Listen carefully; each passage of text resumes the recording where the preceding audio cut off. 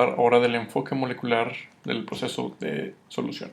Entonces, solución ya sabemos es cuando un soluto y un solvente se juntan para hacer una solución.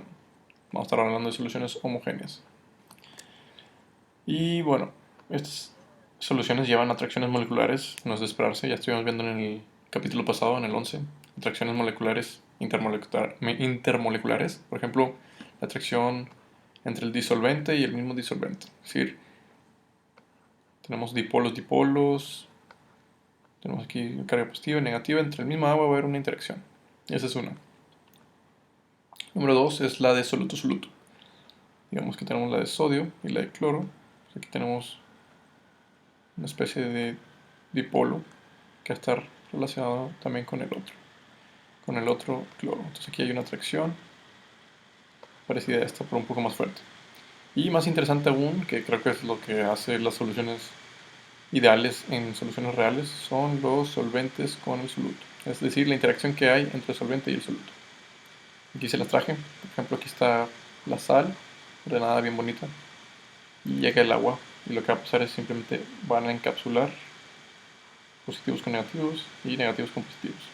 Esa es la primera interacción más, digamos, obvia. O sea, el polo positivo del agua va a reaccionar con el cation negativo, con el anión negativo, disculpen, y el negativo del agua va a reaccionar con el cation. Bueno, reaccionar no, lo va a encerrar.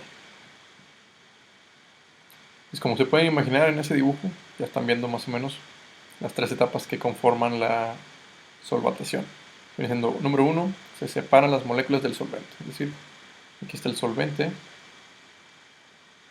disculpen, ese era el soluto. Aquí está el solvente, se separa y lo empieza a rodear. Empieza a rodear físicamente, hasta que ya queda todo disuelto. Luego viene la separación de moléculas del soluto, que viene siendo, aquí está el soluto, se va a empezar a separar uno por uno. Entonces este se va para acá, y este se va para acá, y se empieza a repetir miles de veces el proceso. Finalmente, ya que acaba ese proceso, que es el más largo, llega el proceso de mezclar. Las moléculas se mezclan. Terminan como estos de aquí, que están acá, este de acá y este de acá. Aquí lo interesante es que en el paso 1, la energía entra para romper las interacciones intermoleculares. ¿Qué quiere decir esto? Necesitamos aplicar energía. Número 2, las energías también entran para separar las moléculas del soluto, también intermoleculares. O sea, hay energía intermolecular entre, digamos que este es el soluto y este es el solvente. Entonces, aquí hay interacción, aquí hay interacción. Entonces, lo primero que tenemos que hacer es romper estas interacciones para que estén libres. Una vez que estén ya rotas, al mezclarse, aquí viene el concepto más interesante de todos, la energía puede ya ser que sea de entrada o de salida, es decir, puede generar energía o puede consumir energía.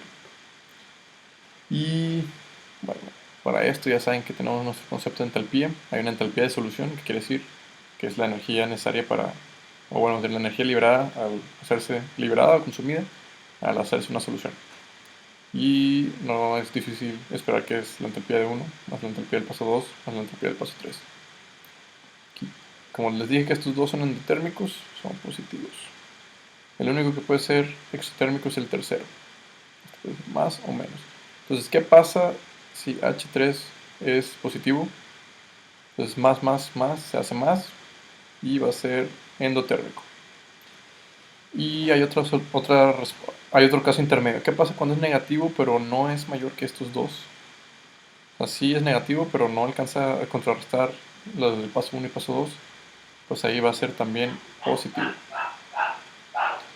Y finalmente, ¿qué pasa cuando el delta H3... No, disculpa, corté el video. Vamos a continuar rápidamente. Estamos hablando de qué pasa si H3 es demasiado negativo, que contrarresta la suma de H1 y H2. Es decir, H1 más H2 es mucho menor que H3. Quiere decir que la solución va a ser exotérmica. ¿Qué quiere decir?